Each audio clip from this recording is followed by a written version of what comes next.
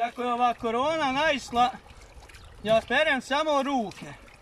Za noge nijesu ništa rekli, eto liču lijepo i se i umiti.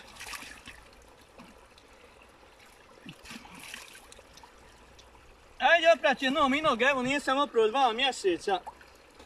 Možda je lijepo i noge, makar malo im ovako oprat. Ta korona ubi ona mene ubi po računu. Gdje plati struju? Pa zavodu mi dođe više nek za struju. Nisam nikad više prao ruke i noge nekako. Ne znam dok će ovo trajati.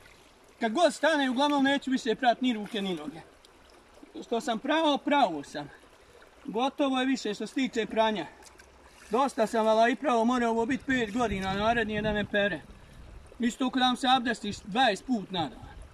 Dosta je nekad bilo 5 put, a sad hoće 20 put. Ne mene to. Meni je dosta svega mi je priko glave. Pozdrav od mene.